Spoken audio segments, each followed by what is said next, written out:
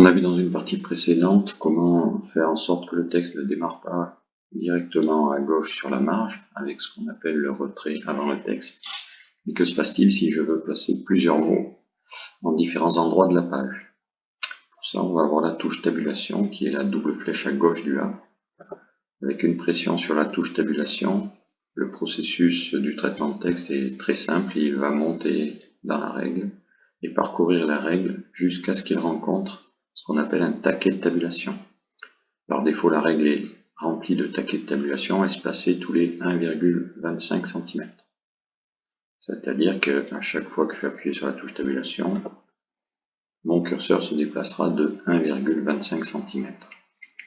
Ça sera vrai jusqu'à ce que je souhaite de placer le taquet de tabulation à un endroit particulier. À gauche de la règle, on a le taquet de tabulation par défaut qui va être appliqué en cas de clic dans la règle. Sur chaque clic sur le taquet, on s'aperçoit que la forme change et donc la conséquence du taquet va changer également.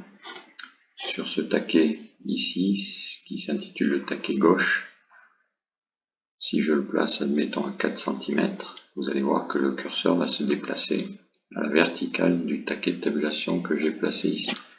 Le texte tapé va s'appuyer à gauche du taquet et va s'écrire vers la droite. Pour supprimer un taquet, je clique dessus et je le descends dans la page. Lorsque je lâche, les taquets par défaut se remettent aux emplacements initiaux. Si je change de taquet, celui-ci c'est le taquet droit, c'est-à-dire que le texte va s'appuyer à droite et s'écrire à gauche. Si je remets le même taquet à 4 cm, on voit bien que le texte est appuyé à droite et s'écrit à gauche. Je supprimer à nouveau ce taquet en le descendant dans la page pour essayer le troisième, qui est une espèce de T à l'envers. Ce T à l'envers, si je passe à 4, ça me met un taquet centré. Mon texte va se centrer au centre de ce taquet-là. Et enfin, pour terminer, le dernier qui ressemble étrangement au précédent mais avec un point, celui-ci n'aura de rôle que si je tape des chiffres, c'est-à-dire que le point indiquera l'endroit où va s'arrêter la virgule. Exemple, je place un premier taquet à 3 cm pour que mon texte s'écrive à partir de 3 cm de la gauche vers la droite.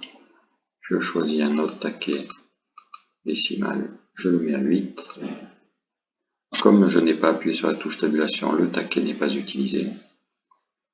J'appuie sur la touche tabulation, la flèche se dessine et je viens me positionner à 8. Les chiffres que je vais taper vont s'écrire à gauche. Et dès l'appui sur le séparateur décimal, elle s'aligne sur ma virgule là. Donc on voit bien que l'intérêt des tabulations, c'est de pouvoir placer du texte à l'endroit voulu sur la ligne. Et bon, les taquets peuvent s'enchaîner les uns avec les autres avec différents types. Pour l'utiliser, on se rappelle la pression sur la touche tabulation.